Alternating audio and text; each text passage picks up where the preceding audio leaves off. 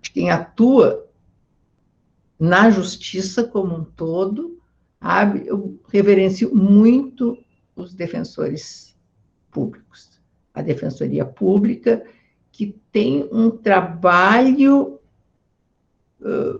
fantástico, sabe? Sensível, indispensável e difícil, porque não escolhe os seus clientes, ao contrário dos outros advogados, sabe? Também os clientes não as escolhem e é difícil, sabe, de um segmento mais vulnerável, sabe, que é difícil a comunicação, é difícil trazer os elementos, enfim. Então, e cada vez mais a Defensoria Pública, que eu até considero quase um quarto poder, né, junto com as outras classes, porque faz esse trabalho fantástico. Então, eu tenho uma profunda admiração para quem se dedica a esse quase um verdadeiro sacerdócio de fazer esse tipo de atividade. Então, eu tinha que estar aqui, não tem outro jeito, né?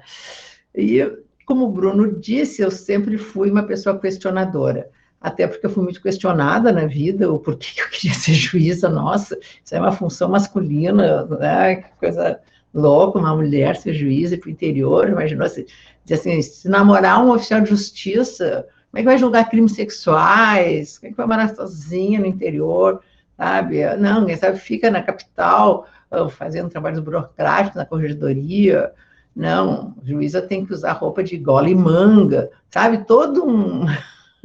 Uma série de tentativas. Não, o tribunal não pode ir porque ela não tem banheiro para mulher, então o que a mulher está fazendo aqui? Agora que tu teve filho, tu não vai largar? Não, acho que tu ia largar. Não, agora que tu defende o homossexual, tu tem que assumir de que, de fato, tu é homossexual. Sabe, assim, isso eu passei a vida inteira recebendo inúmeras bofetadas, né? Então, assim, ó, eu tenho, sabe, muita resistência de dizer, não, se eu não fosse, sabe, tão questionadora, eu teria me conformado com a ideia de que, bom, esse aqui não é um espaço feminino, eu acho que todos os espaços são os espaços das mulheres. E quando me convidaram para conversar com a Defensoria Pública no estado do Paraná, eu nem lembro qual foi o tema que tinham me sugerido, mas não, eu quero abordar e trazer para uma discussão, mais do que uma fala, eu quero fazer um debate com todos vocês, sabe? A respeito principalmente do papel da Defensoria Pública com relação a crianças, principalmente institucionalizadas, que foram afastadas, né, por algum motivo da sua família biológica e que o Estado, dentro das medidas protetivas, acaba tomando essa de literalmente depositá-las em abrigos. Este é o termo. Não tem nada de institucionalizar, porque isso não é uma não. E lá eles ficam jogados, largados, não tem ninguém que se preocupe com eles, nem o Poder Judiciário, nem o Ministério Público, nem a Advocacia, nem a Defensoria Pública, ninguém. Eles ficam à mercê daquelas pessoas, sabe, que são órgãos estaduais, municipais, ou ligados a igrejas, ou alguma organização não governamental, e que acolhem crianças, muitas vezes por mero interesse de natureza econômica, porque cada criança, eles recebem por cada criança. Então, assim, ó, o mínimo no Brasil inteiro que paga é o salário mínimo por criança. 20 crianças, né? Então, assim, ó, não há interesse que essas crianças saiam de lá. E a responsabilidade de fazer estas tentativas de busca de família, de reintegração familiar, ou disponibilizar para adoção e tal, são por pessoas que devem ser contratadas por essas instituições. E que, por óbvio, que contratam, né, as pessoas que querem que trabalhem lá e acabam, às vezes, colocando as coisas, e a grande queixa que se recebe é nesse sentido. E ninguém, esses guetos, ninguém entra, né, e ninguém se sente responsável por eles. Ninguém. Sabe? O juiz acha que fazendo o tal das audiências concentradas, que é uma novidade também, é de bom tamanho, o Ministério Público tem que fiscalizar, né, depende muito do perfil de cada promotor, né? Do Rio Grande do Sul, que agora tem uma promotora fantástica, a doutora Sinara, é que ela resolveu, disse, bom, vou atrás, vou ver. Não se sabia, em Porto Alegre, quantos abrigos existiam, muito menos quantas crianças estavam lá dentro. Muitas crianças sem nenhum papel, ou seja, nada, aquelas crianças num verdadeiro limbo. Né? E o que acontece? Né? O ECA veio há 30 anos atrás, em algumas coisas ele já está superado, uma dessas superações, com certeza, é a sacralização exacerbada da família biológica, dentro de conceitos, a família é a biológica, a família é essa. A adoção é algo absolutamente excepcional e que tem que esgotar todas as possibilidades de reinserção na família, isso, aquilo. E eu sempre vejo assim, quando se olha para este viés, está fora da realidade das coisas como elas são hoje. E acho que assim, muito dessa Constituição se deve ao IBDFAN. Foi o IBDFAN que, ao longo de seus 20 e tantos anos de existência, mudou, em primeiro lugar, cunhou o conceito de família que não tem na lei, tem agora na Lei Maria da Penha, muito em função desse movimento feito pelo IBDFAN, não, família não é mais, por isso não é mais direito de família, é direito das famílias, sabe? Quando eu inventei essa expressão, todo mundo diz, como diz família? Gente, é um conceito plural, existe família com casamento, existe família sem casamento, existe família de um dos pais com os filhos, sabe?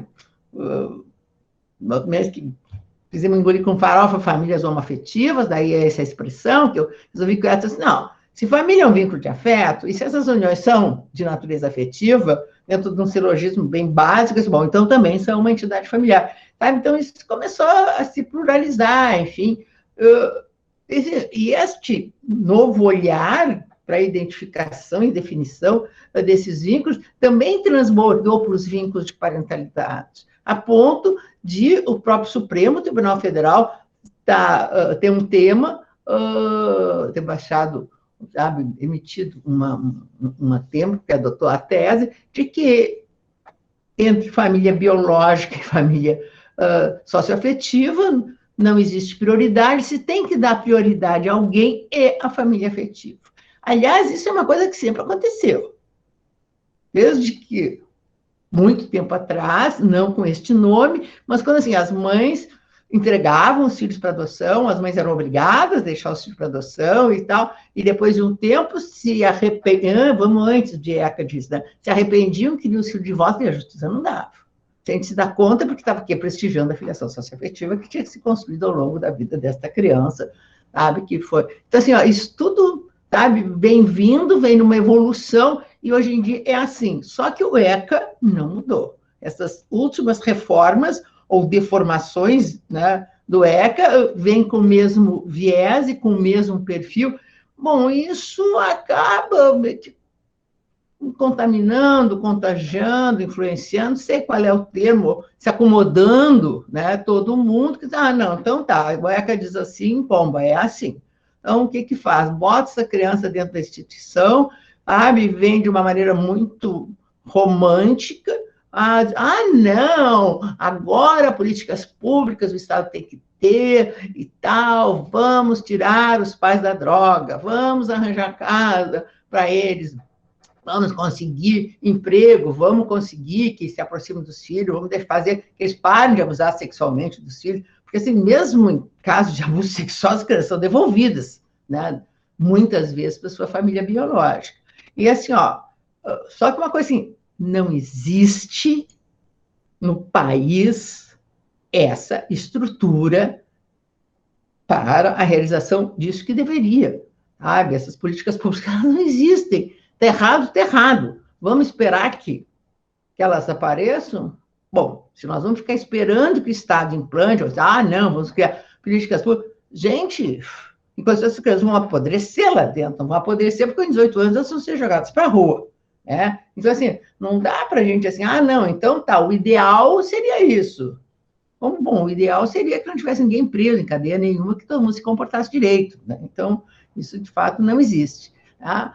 Não, então tá bom. Quando a família biológica, então, não dá mesmo, sabe?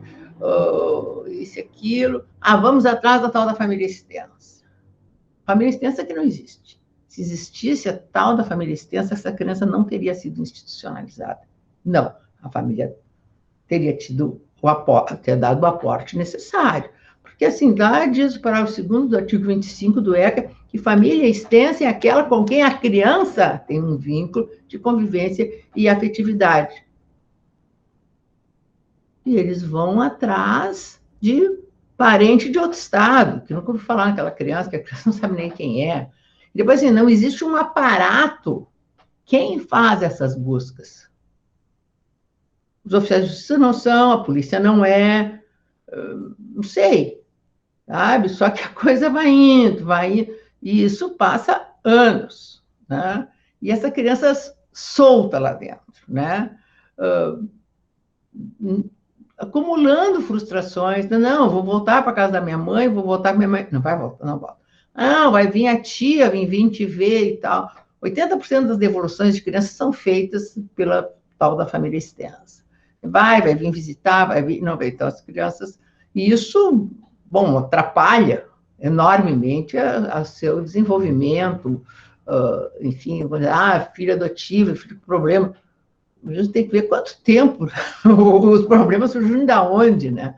E, bom, depois de tudo isso feito, sabe, recebendo um dossiê, sabe, indo atrás de um dossiê, enfim, porque não se recebe, que não vai, é que o Ministério Público, quando se convence, não, de fato, com tudo que tem aqui, estudos e tal, a maioria muito fracos, estudos de qualquer, não, já estão dizendo que não tem como essa criança ficar com a família biológica. Então, eu vou entrar com a ação de destituição de poder familiar, porque eu estou convencida pelos elementos que eu já tenho, que eu entro subsidiando, sabe? E olha assim, o Ministério Público, ele age em nome da criança, ele representa a criança. A ação é movida pelo Ministério Público representando a criança. A autora da ação de destituição é a criança para ser destituída. Né? O Ministério Público só é o agente que vai buscar essa, ele não está atuando como fiscal da lei, mas representando da parte. E mesmo o Ministério Público convencido de que, de fato, a família biológica não tem como, não ter família extensa, entra com a ação que está pifiamente regulamentada no ECA, aliás, no ECA não traz procedimentos, e sendo uma lei híbrida deveria trazer, mas, assim, procedimentos especiais, com ritos especializados, diferenciados, você não precisava. E o que diz o ECA? Não, a petição inicial tem que ter o nome das partes, qualificação, não tem rito próprio nenhum. No fundo, é o rito ordinário. E ao entrar, não pede, eventualmente, que aquela criança que já está convencida que não vai ficar com a família biológica, bom, então que seja colocada com o nome da família adotiva. Já confesso que eu detesto o nome família substituta, né? Porque não existe família substituta. Mas é o que o ECA ainda mudou em algumas expressões, não mudou em todas. Não pede. O juiz não dá. Como tem a faculdade de dar, está lá previstas as medidas, sabe, que o juiz pode tomar de ofício, artigo 149, inciso 6º, enfim, também não faz. E o processo tramita, e se repete todos aqueles exames absolutamente desnecessários, porque esses exames são, de novo, feitos pelas mesmas pessoas. Sabe? O Estado não tem esse aparato, esses servidores preparados, não. Como é que os juízes, na maioria geral, trabalham com psicólogo, assistente social, não existe no quadro, não existe dinheiro para fazer quadro. Então, assim, fala com o prefeito da cidade. E o prefeito indica alguém, estudante, ou algum parente dele e tal, não sei o quê, não sei o quê. Sem nenhuma qualificação, sem nenhum curso, sabe? Nada. Que para fazer esse tal de estudo, que o juiz acaba se agarrando, porque é a única pessoa que tem, né? E se arrasta quando a finalidade da ação não é essa, é destituir, porque já está comprovado, então não precisava isso voltar, sabe, para abrir uma frase de cognição com relação a isso, sabe? E o juiz dá a sentença, sabe? Eu não sei por que a sentença é dotada do duplo efeito, sempre há, e esta eu já adianto, sabe? Sempre há, raríssimas, recursos da Defensoria Pública. A Defensoria Pública, nesses processos, ele atua representando os pais da criança, né? Mas não necessariamente deixando de atender ao primado constitucional de que a prioridade absoluta deve ser o interesse da criança. Então, sempre há o recurso, mesmo com recurso, o juiz não concede efeito imediato à sentença, o tribunal também não, e o tribunal leva mais de 2 anos para julgar esses processos de destituição de poder familiar, e depois que volta, é que depois do trânsito em julgado, é que essa criança entra no tal do cadastro, que agora não tem mais nome de cadastro, mudou uma letra, mas ele ficou pior do que era o anterior, né, que foi desmanchado e nunca mais, foi 5 anos sem cadastro, e até hoje não está funcionando. Houve um desaparecimento de um terço das crianças que estavam lá, na migração de um cadastro para o outro, né, até o IBDFAN criou esse projeto Crianças Invisíveis, sabe, para chamar a atenção da sociedade e tentar congregar todos esses agentes que trabalham com isso para encontrar uma forma de, sabe, de estabelecer protocolos. Bom, vamos dar um jeito de essa coisa funcionar um pouco mais rápido, né? Claro, respeitando a independência de todas essas pessoas. Tá? Para depois, então, essa criança ficar disponível para adoção, sem que ninguém enxergue a cara, ninguém fale, ninguém possa entrar nos abrigos, mesmo habilitados da adoção, que ficam 10 anos esperando a criança, nem os que integram esses grupos de apoio à adoção, que é, no fundo, um serviço voluntário grátis à disposição da Justiça, que também não aproveita, né, a boa vontade dessas pessoas em fazerem isso. E quando isso acontece, com que idade já está essa criança? Virou inadotável. Não. Aí se bota a culpa em quem? Acaba se colocando a culpa nos candidatos adotantes. Ah, não, mas é que os candidatos à adoção, eles querem uma criancinha pequenininha, branquinha, de olhinho azul e tal, a sua imagem, semelhança e tal. E lá não são as crianças que têm. Bom, todo mundo tem um filho sonhado. De um modo geral, quem se candidata à adoção, na grande maioria das vezes, eles carregam um luto, né, de não ter conseguido ter os filhos que queriam e tal. Então, com o último recurso, vamos à adoção, isso e aquilo, sabe? Eles chegam sonhando com o filho que não conseguiram ter, sabe? E assim, ó, como vai mudar o perfil? Por que eu, em vez de ter aquele filho que eu sonhei, sabe, uma menininha, que a maioria quer, branquinha, clarinha, não sei o quê, não sei o quê, por que eu vou adotar um menininho preto que não anda, vesgo e não fala direito?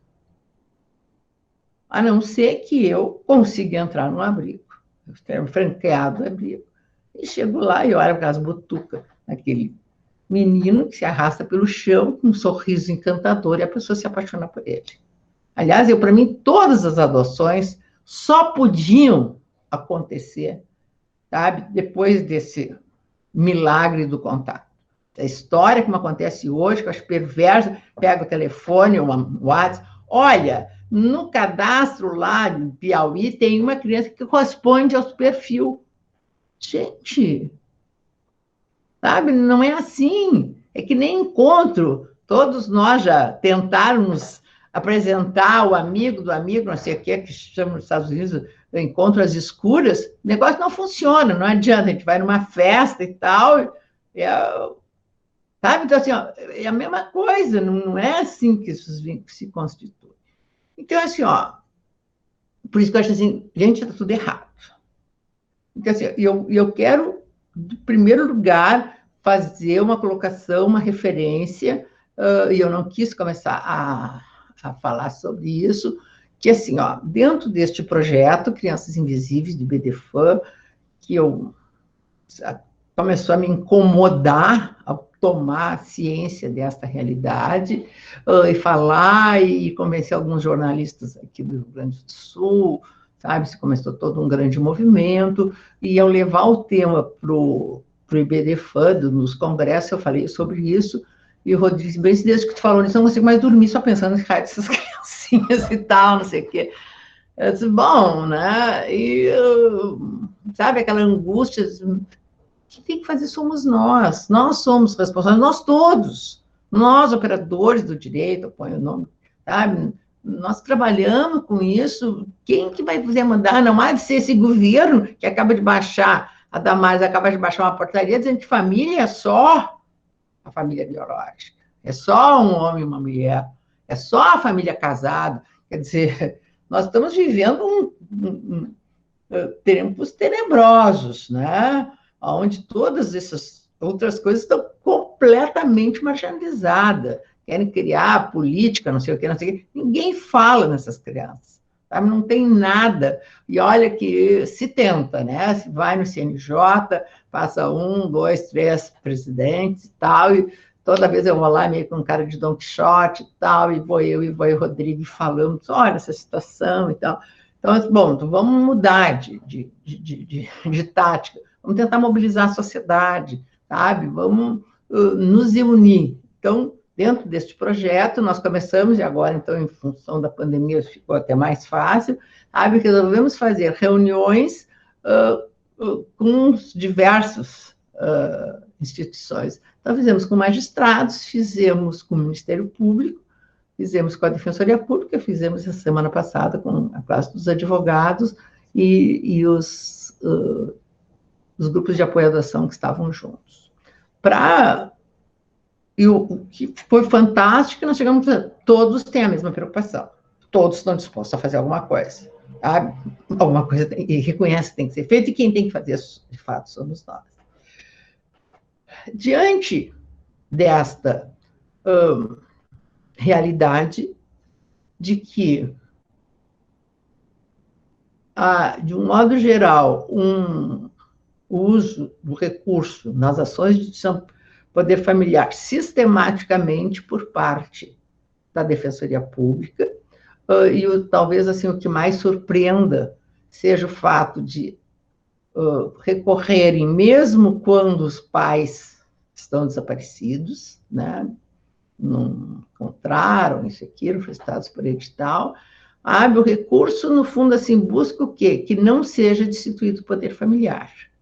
Até tem uma magistrada que ela é muito irreverente, assim, bom, se a Defensoria Pública recorre, desde que os pais não sabem onde é que andam, que não quer que destitua o poder familiar, essa criança nunca vai poder ser adotada. Então, sempre o defensor público, quando recorre, assim, eu tenho vontade de pegar assim, bom, então também, então leva essa criança para sua casa, porque essa criança não tem a mínima chance de sair um dia do abrigo, né?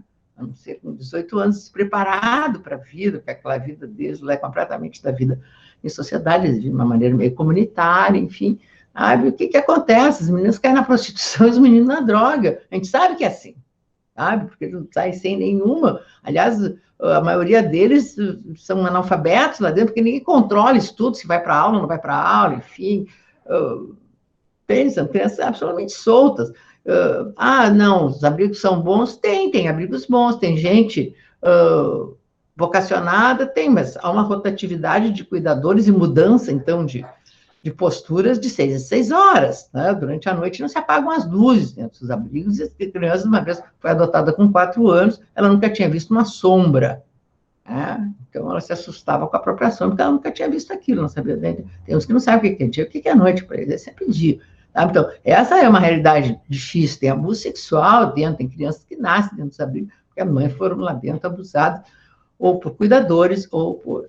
Então, assim, estas críticas que foram feitas principalmente por parte do Ministério Público, caíram muito mal com os defensores que estavam participando deste evento, que foi um evento feito sobre adoção, e houve um desconforto muito grande. Claro que não foi assim, ó, com relação ao IBDFAM, as pessoas falam, né? Tem 2 promotores que falaram nesse sentido, e basicamente nestas situações, né, já foram destituídos 8 filhos de uma mulher super dependente de crack, né, e para destituir mais um, que estavam todos os outros já no abrigo, a Defensoria Pública recorre, sabe, e a alegação diz, não, nós somos orientados a recorrer de todos os processos. Eu acho que, bom, o defensor público tem a sua dependência funcional, né? Pode haver essa recomendação, né? Mas nós temos que atender o comando constitucional.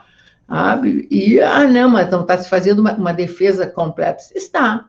Se durante a tramitação no primeiro grau, a Defensoria Pública, sabe, busca comprovar na justiça para o juiz que, de fato, aqueles pais têm condições de ficar com o filho e tal, e se o juiz não der, bom, então recorre para o tribunal. Agora, recorrer como faz, não, tal, sabe, sem nenhuma argumentação, que assim, levam ao atraso do processo de uma maneira muito significativa. Então, assim, ó, para vencer isso, foi feita uma reunião, inclusive, com os dirigentes, sabe, da Defensoria Pública âmbito nacional. Nós temos, nós só queremos ser mais fortes, que há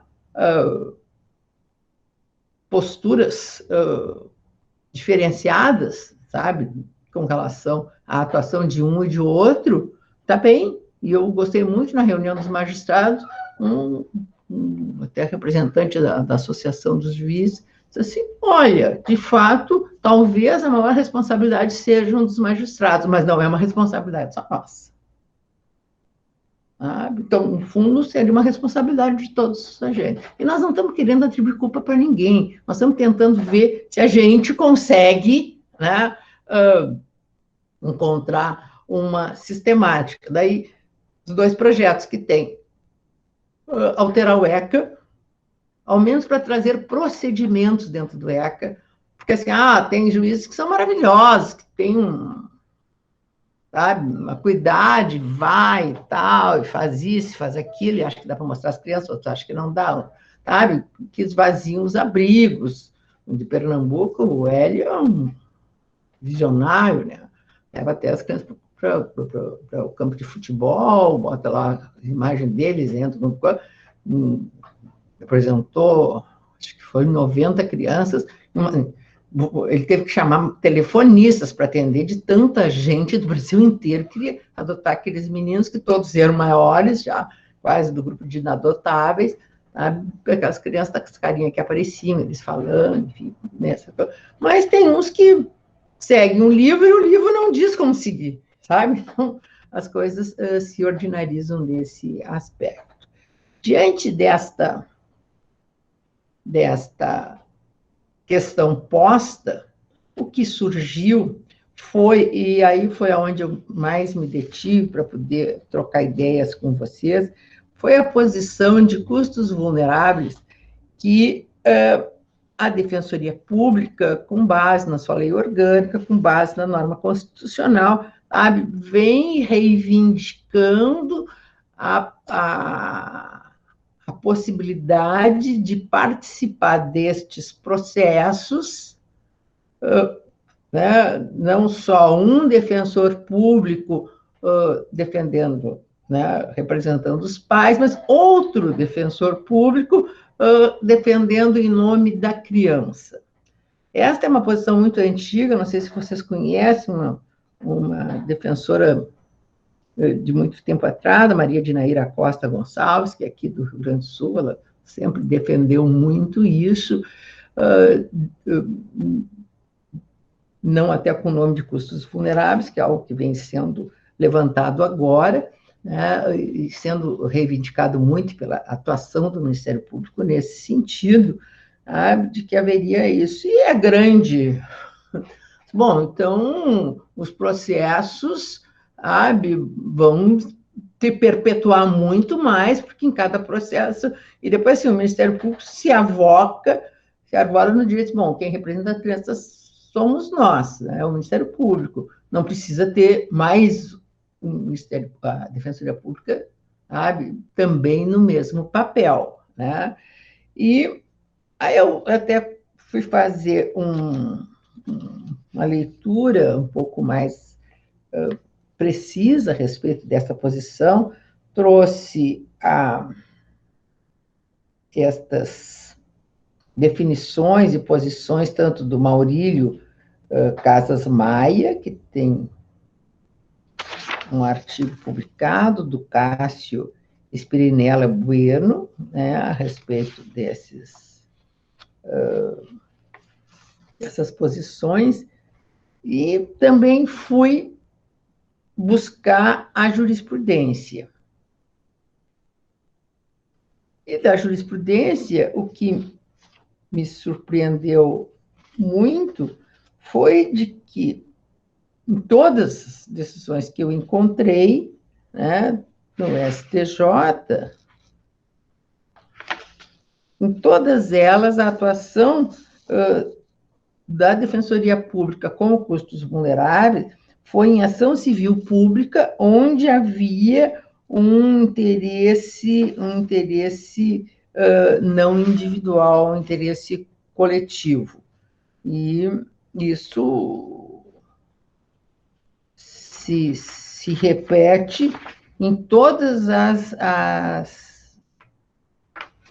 os acordos que eu encontrei. Tem 1, 2, 3, 4, 5, 6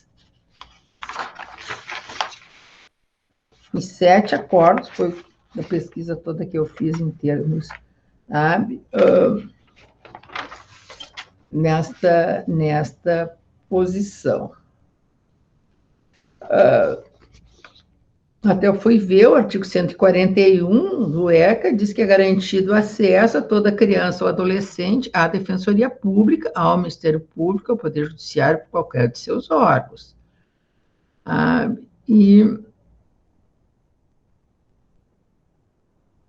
Só que, pelo que está neste artigo, e também pelo que consta da lei orgânica da Defensoria Pública, no artigo 4º, inciso 6º, sabe, que é o exercer a defesa dos interesses individuais e coletivos de crianças e adolescentes, entre outros, e de grupos sociais vulneráveis que mereçam a proteção especial do Estado. Ao menos dentro desta perspectiva legal, né, e desses aspectos jurisprudenciais, haveria, então, uma competência concorrente do Ministério Público e da Defensoria Pública, né, para atuar nos interesses dessas crianças. Mas, se a ação foi proposta pelo Ministério Público, que também tem o mesmo dever institucional, e vejo que essas ações, certo ou não, vez por outra, não são promovidas pelo Ministério Público, né? Às vezes é pelo próprio casal adotante, que entra com ação de instituição, entra acumulado com ação de adoção. Talvez aí houvesse a necessidade eventual de participação, né? Que aí o Ministério Público teria como custos leves e poderia ser a Defensoria Pública desempenhar esse papel. Eu só confesso que me atrapalha um pouco a ideia de que, bom, em um processo vão ter duas instituições, sabe, com a mesma função, a mesma, sabe, responsabilidade, desempenhando o mesmo papel, e isto levar a um desdobramento de prazos que os processos, às vezes, durar 4 anos, como tem durado, né, no primeiro grau e 2 anos no segundo grau, isso vai se multiplicar por 2, porque nós sabemos como é que as coisas funcionam neste país. O que eu acho que seria muito, muito significativo, e não sei no resto dos estados, não sei se no Paraná, mas aqui a Defensoria Pública começou a acompanhar os juízes nas audiências concentradas, o que eu achei interessante, né? Porque talvez esse fosse um papel que a Defensoria Pública deveria atuar e poderia atuar e tem legitimidade para isso, é administrativamente, lá, junto nos abrigos, aí sim representando os interesses dessas crianças. Acho que o Ministério Público precisava estar ao par de todas as crianças que estão dentro de todos os abrigos, saber se está lá, sabe? Porque isso ninguém faz. Dentro dos abrigos, eles estão literalmente soltos, sabe? Ninguém está... Não, mas onde é que está a mãe? Pai, onde é que estão os irmãos? Os irmãos estão em abrigos separados, depois, na hora de adotar, querem que adote o grupo de irmãos, os irmãos não se conhecem, um irmão de 16 anos e o outro nenê, ninguém adota o nenê porque tem que adotar junto de 16, não. Então, ao invés de adotar grupos de 9 irmãos, que ninguém vai adotar, a gente sabe disso, bom, então, ao menos vamos procurar que essas crianças sejam adotadas no mesmo lugar, na mesma cidade, de preferência com pessoas que assumam o compromisso de manter o contato, a mantença dos grupos fraternos. Então, assim, mas disso não tem ninguém responsável por essas crianças. Então, assim, ó, o que me dá a impressão é de que, assim, ó, há uma disputa, no meu entender, um pouco descabida, né? Sabe Deus, né? Por quê? Né? Bom, duas instituições quererem atuar nos processos com a mesma finalidade, enquanto essas crianças, desde que são institucionalizadas, bom, até serem encaminhadas para adoção, lá dentro dessas instituições, estarem completamente soltas, né? E mesmo depois de instituído o poder familiar, também eu acho que teria um papel significativo, sabe, um espaço importante que a Defensoria Pública, em nome dessas crianças, sabe, poderia também agir, porque isso também é solto. Porque também ninguém tá muito procurando encontrar, sabe, uma forma de que essas adoções até aconteçam. Sabe, essas chamadas buscas ativas, bom, quem é que faz? Alguns juízes, eles pegam o telefone e ligam. Tem juiz que eu acho fantástico, ele tem o nome de todas as crianças, de todos os candidatos à adoção e tal. Tem mais o da região, pega o telefone, ninguém tem, liga para a cidade vizinha. Olha, tal, tem uma criança assim, assim, assado, falam por WhatsApp, tem grupo de WhatsApp, sabe? Então, até para suprir essa. Mas isso é 1, 2, 5, 10. Nós sabemos que é uma minoria muito, muito pequena que tem esse tipo de comprometimento. Então, daí, assim, a ideia de se criar esses quase que protocolos, e eu acho que seria muito, muito significativo de nós discutirmos com a Defensoria Pública, bom, uma maneira de atuação que não fere suscetibilidades de ninguém, mas, bom, então tá bem, então, o Ministério Público age assim, a Defensoria Pública fica com... Sabe, mas a ideia é fazer isso a plano nacional, sabe, com a chancela do CNJ, que baixe provimento nesse sentido, mas nada que não se fosse construído com a participação de todo mundo, né? Como se está tentando, estamos recebendo sugestões para projeto de mudança do ECA, e que eu acho que tem que trazer esses procedimentos, inclusive nesses procedimentos, antes, cabe se prever isso, né? Até para assim, legitimar, sabe? Eu acho que Bom, alguém tem que poder entrar no abrigo qualquer hora, qualquer dia, e olhar a papelada, onde é que está o plano dessa criança, está progredindo, onde é que está estudo social. Não, ó, já está pronto, vai lá, tem que ir para a defensoria, tem que ir para o Ministério Público, a ação tem que, sabe? Sabe? Então, confesso que fico um pouco, sabe? Acho que assim, então, tentativa de agir demais num único espaço, e isso pode, não tem como dizer, não vai atrasar, né? No momento que houver essa participação, sabe? E deixar o resto solto, como de fato ele sempre está. Então, mais ou menos é que eu assim, ó, gostaria de colocar, né? Queria muito poder ouvi-los, queria ver o que o Bruno acha.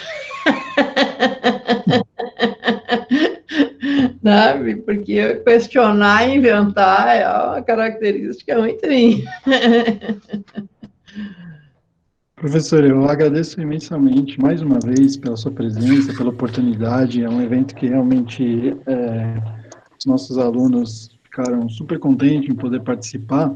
E, Bruno, se você me permite, só para a gente não perder o fio, é que apareceram duas questões aqui no chat, professora. Se eu puder só repassá-las para a senhora antes de passar a palavra ao doutor Bruno, aí a gente já dá continuidade.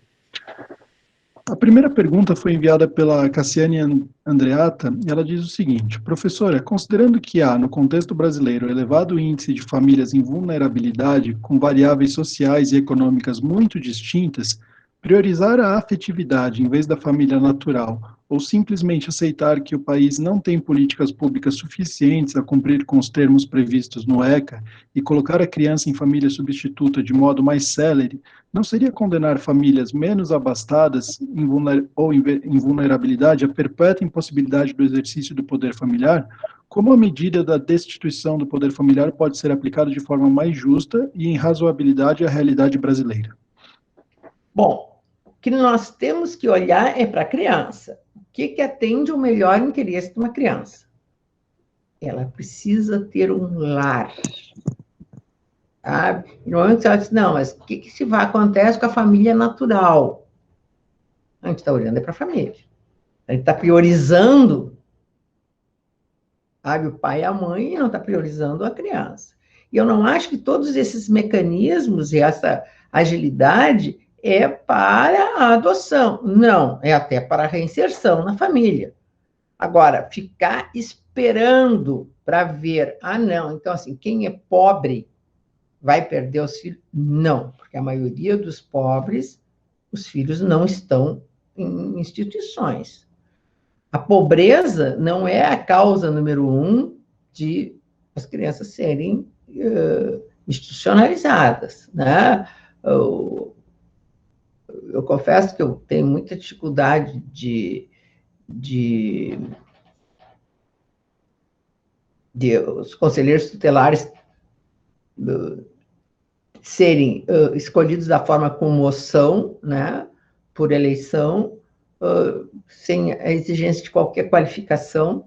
Isso deu espaço a serem disputadas essas vagas com interesses meramente políticos, dominados absolutamente pelas igrejas evangélicas, porque é uma eleição facultativa e das igrejas as pessoas votam em quem o pastor lá manda votar, enfim. Então, o Conselho Tutelar também eles não retiram assim as crianças por miséria, né?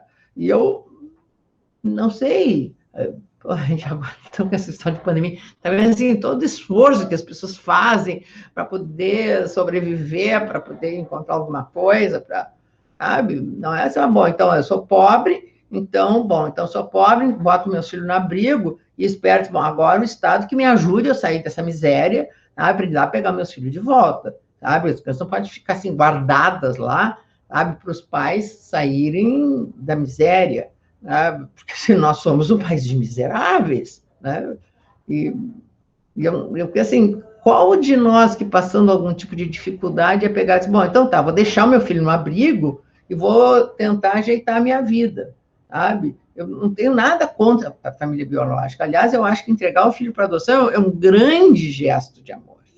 Você amar muito um filho para entregar ele para adoção. Além do que, assim, ó, a adoção, ela é admitido que as mães, principalmente mães, entreguem os filhos à adoção de uma maneira espontânea, né? E que, apesar de haver até campanhas nesse sentido, por que as mães não entregam, fazem as adoções diretas? Que até, para mim, meu entender, nem está proibido nessa última reforma do ECA, né? Não fazem porque elas querem que os filhos sejam adotados, elas não querem que os filhos fiquem anos numa instituição. Não querem que fiquem forçando ela a ficar com o filho, se ela já deliberou aqui, ela não tem condições, enfim. Sabe, ninguém, em primeiro lugar, assim, ó, dá aos filhos de uma maneira completamente responsável, entregar e tal, sabe? Não. Então, assim, ó, não acha assim, que os nossos problemas sociais vão fazer alguém perder os filhos. Não. Sabe? Além do que, assim, as pessoas têm que ter responsabilidade em ter filhos. Tá bem, nós não temos educação sexual nas escolas, nós não temos controle de natalidade, nós temos a proibição de interrupção da gravidez só para pobre, né, aqueles que sofrem riscos, sabe, porque os outros, sabe, coisa, né, corriqueiro fazer interrupção da gravidez. Então, assim, nascem filhos que as mães não conseguem ficar com eles, né? Bom, e também tem gente que engravida sem ter noção que engravidou. Sabe? Na Cracolândia, por exemplo, em São Paulo, sabe? As mulheres tinham que ter filho para vender os filhos por R$ 20 para comprar pedra de crack, né? E, bom, vai deixar essa criança com essa, vai tentar tirar a mãe do crack, é um índice muito baixo de pessoas que saem. Então, assim, ó, não acho que a gente, sabe, tem que fazer isso, porque, assim, ó, o Estado tem o dever de fazer? Tem. Faz? Não faz. Vai fazer a curto prazo? Não faz. E para essas crianças, o tempo, sabe, corre muito mais rápido que o tempo para nós. A cada um ano de uma criança institucionalizada corresponde a 10 anos na vida do adulto. Então, ficar um ano num abrigo, sabe, corresponderíamos a 10 nós ficarmos nesse isolamento que nós vivemos agora, que é quase uma prisão. Então, também a gente tem que ponderar isso, né? Obrigado, professora, pela sua resposta. Vou encaminhar uma outra pergunta, só um segundinho para localizar ela aqui.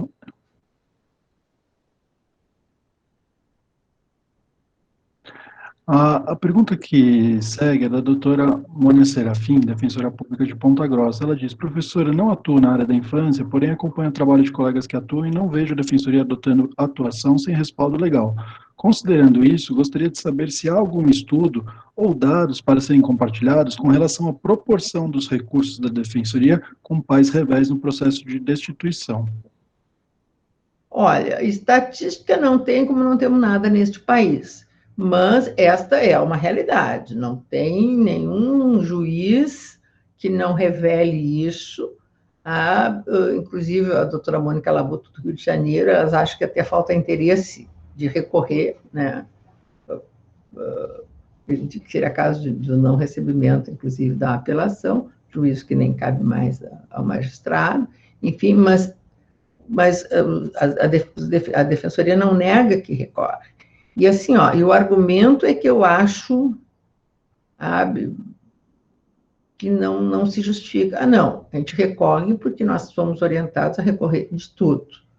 Aliás, os tribunais, às vezes, referem que esse excesso de recurso da defensoria pública, e aí não é só nesses casos, em todos, na parte criminal, sabe, é o que acaba inchando os tribunais dessa maneira, que gera esse serviço quase invencível.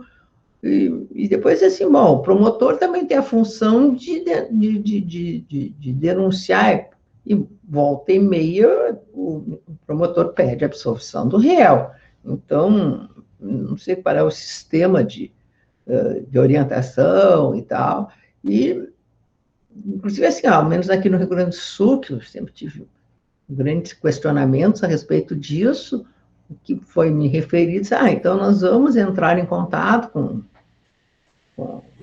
a coordenação, né, da defensoria para orientar aqui nesse processo de discussão familiar, então, quando não sei o que, então não deve recorrer, ou seja, a recomendação de recorrer, ela existe, né, e só que assim, bom, então existe, tem que recorrer, recorre, sabe, sem nem se dar conta do que vai acontecer com essa criança, não pode destituir do poder familiar.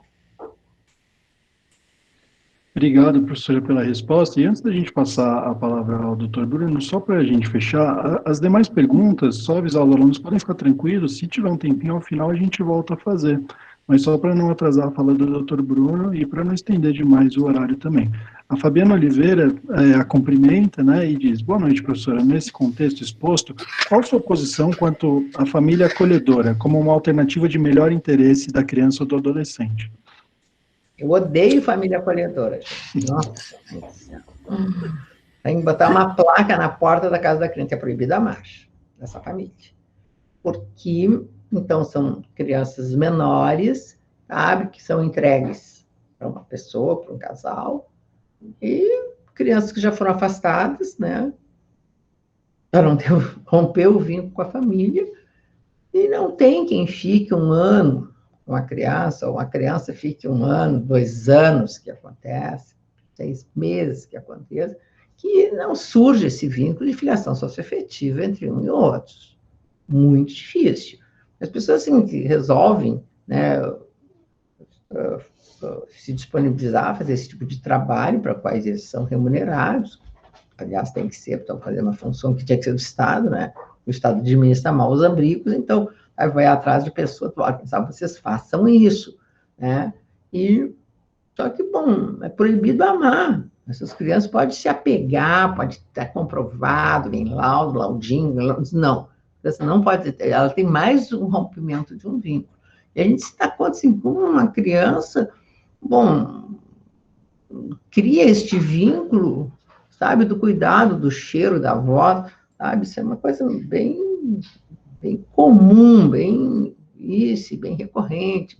Então, não tem como, eventualmente, sabe, para mim, é que nem o padrinho afetivo. É uma boa ideia? É. Só que nessa última reforma, padrinho afetivo não pode adotar, quer dizer, sabe? Então, assim, vai, pega, não sei o que, passa, no final de semana, ajuda na escola, e diz assim, bom, então, olha, eu nem tinha pensado em adotar, mas, sabe, tal, cria esse vínculo, não pode, porque não pode, porque vai burlar a fila do cadastro, mas que bobagem, só são disponibilizados, entre aspas, para esse programa, crianças que com poucas chances de serem adotadas, ou seja, são crianças que mais ou menos ninguém quer. Eu até acho que essas pessoas tinham que ter preferência para adoção, né?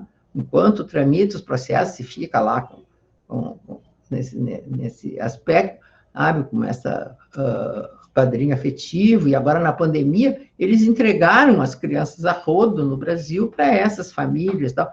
E agora o que vai acontecer quando acabar a pandemia? Porque um dia vai acabar, né? As crianças vão voltar para dentro do abrigo.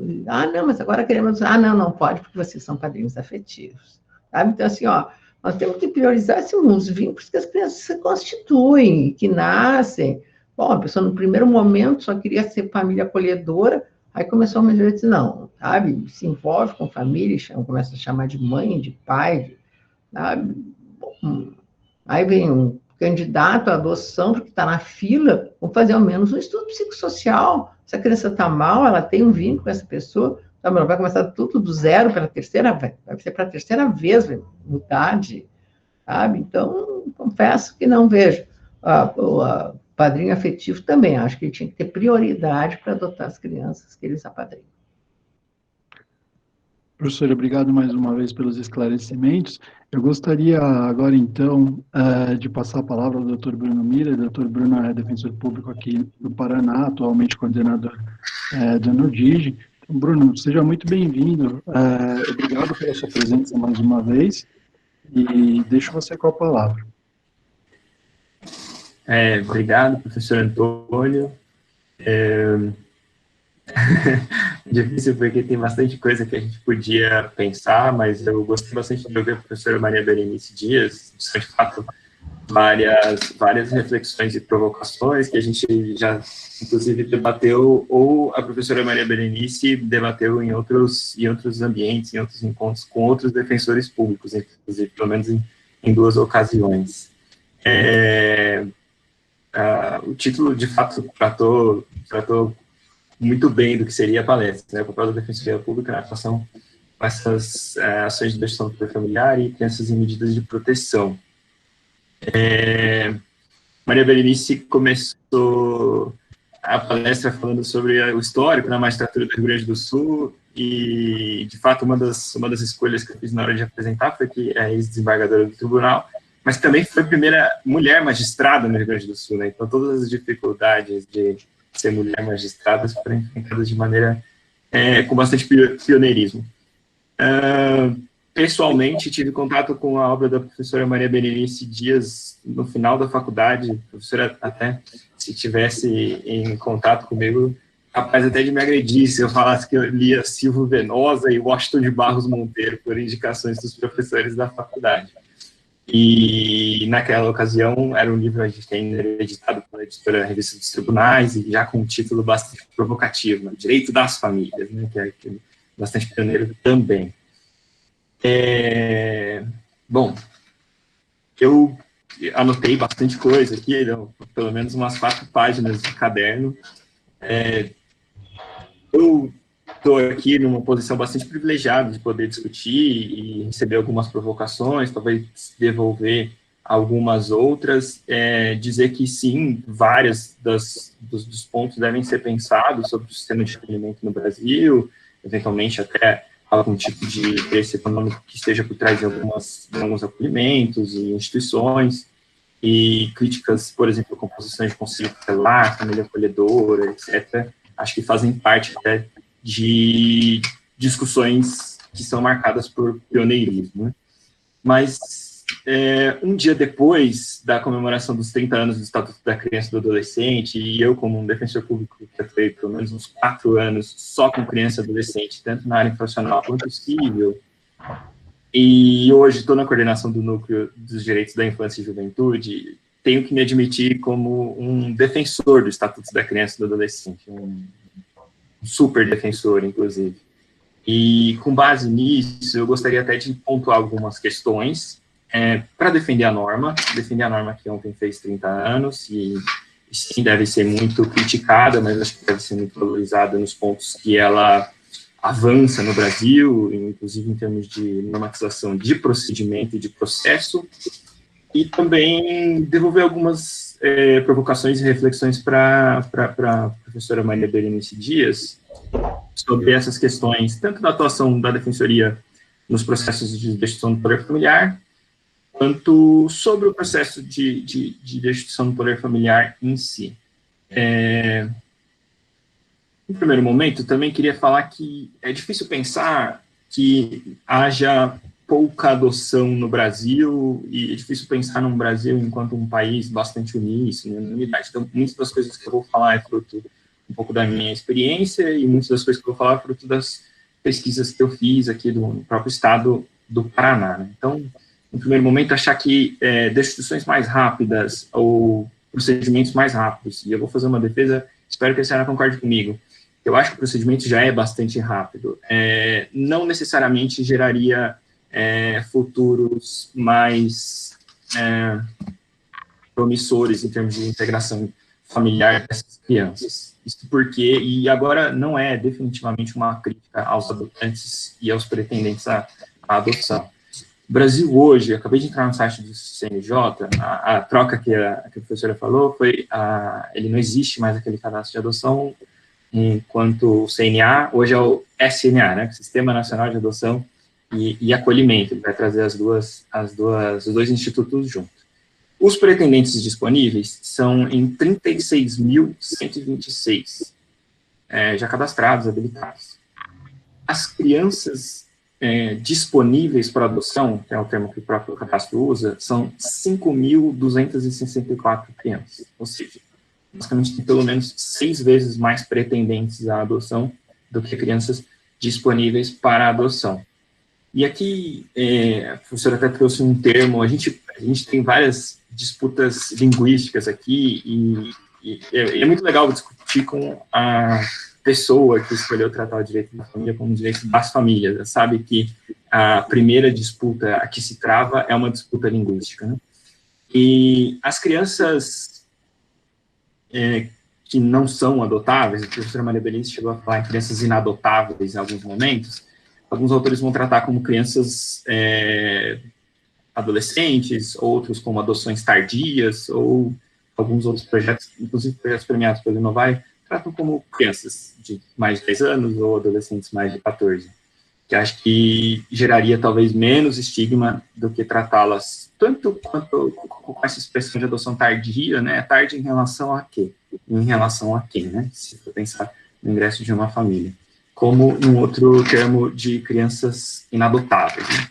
Então, para fechar o meu primeiro ponto de premissa, acho importante a gente não encarar necessariamente a adoção como uma política pública apta a resolver esse problema de crianças institucionalizadas. Isso é um ponto bastante importante e que eu acho que deve ficar um pouco no subtexto de tudo o que eu vou falar aqui. Como também um defensor do Estatuto, o Estatuto também parte dessa premissa e trata também a adoção da maneira excepcional que deve, que na minha opinião é a maneira como deve ser tratada. Sobre algumas questões mais técnicas agora, e depois acho que a gente podia fazer algumas outras provocações.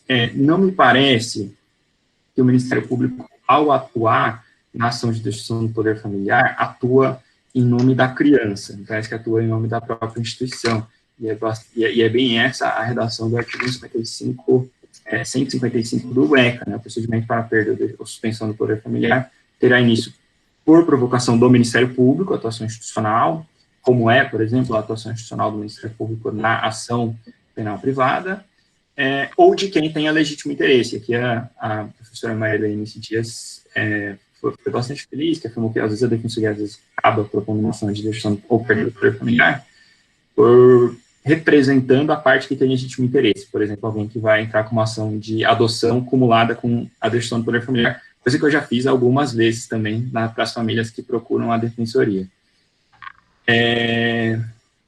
Isso já vai fazer uma outra diferenciação, então não me parece que o Ministério Público representa a criança, mas a Defensoria Pública, por causa desse acesso da criança à instituição, poderia ser representada pela Defensoria Pública.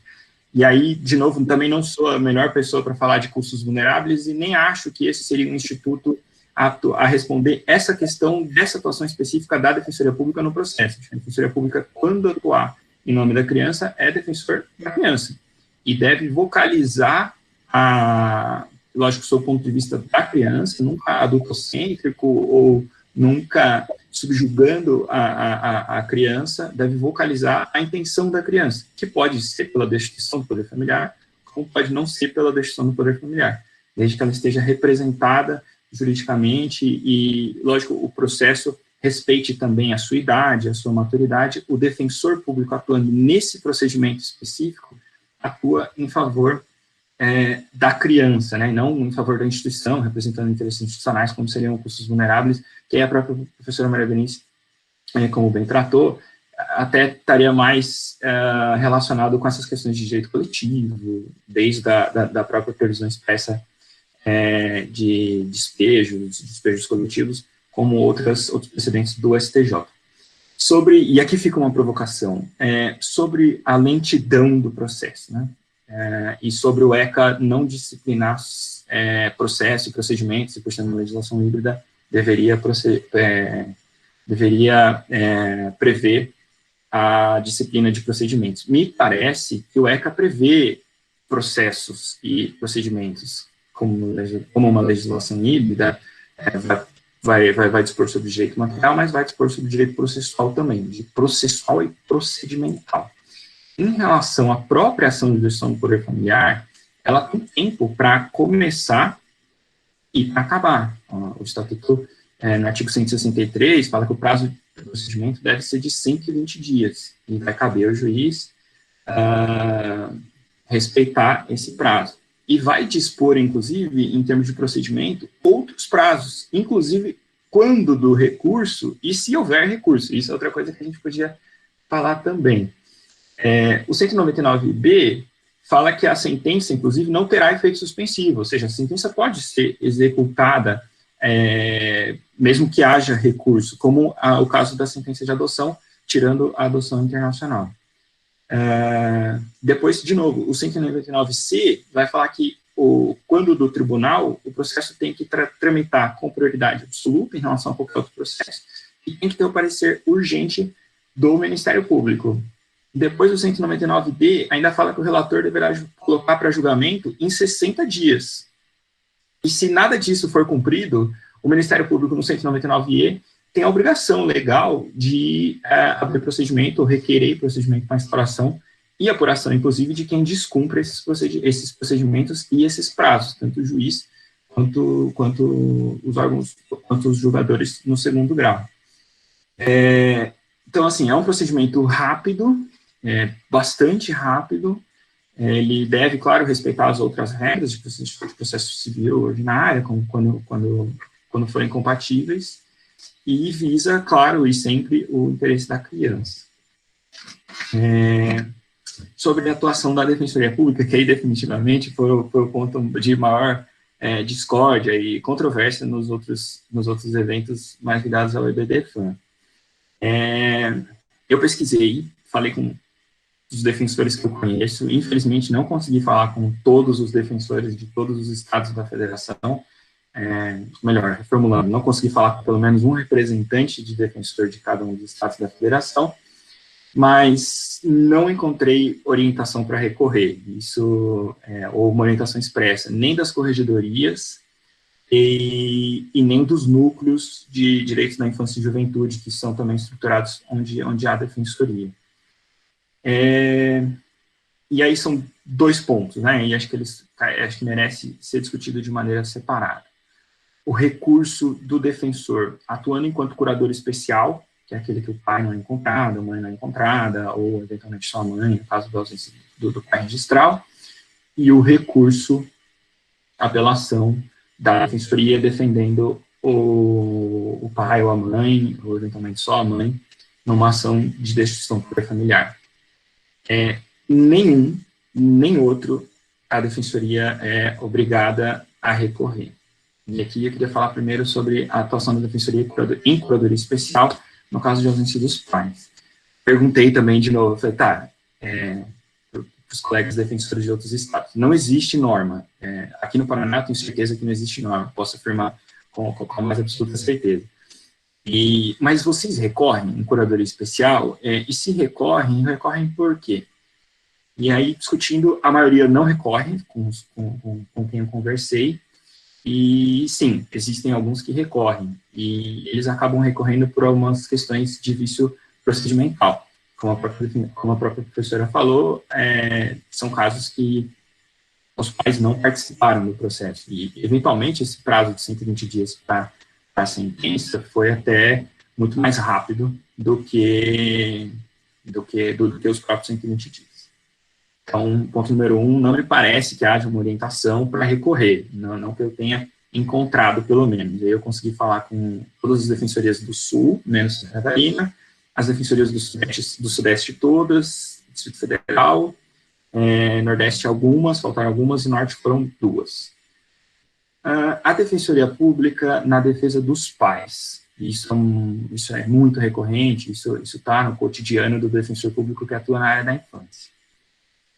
O pai ou a mãe, que é requerido no procedimento de ação de uma ação de gestão do poder familiar, está ali à beira da decisão mais grave que existe no ordenamento, na minha visão.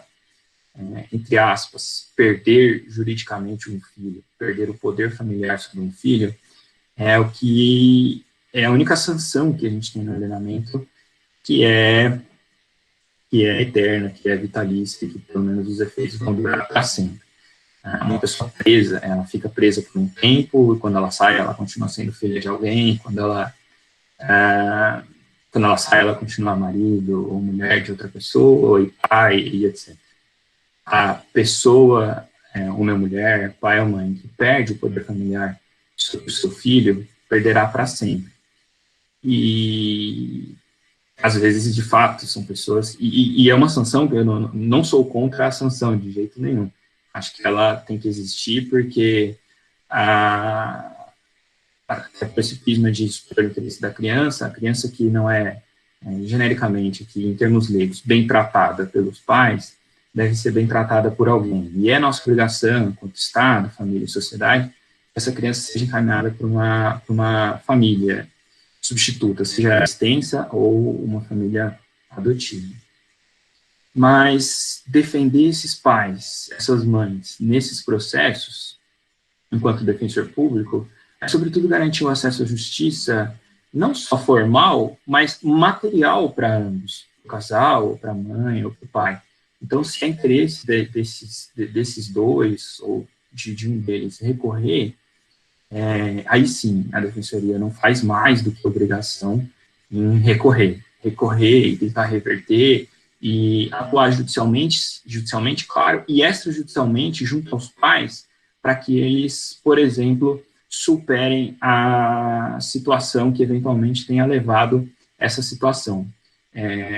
Aqui vou dar um exemplo de uma das atuações que eu fazia também, um consumo abusivo de álcool e outras drogas, ou pensando em álcool, faz com que a mãe seja extremamente negligente com a filha, e por isso vai responder um processo de destruição do poder familiar.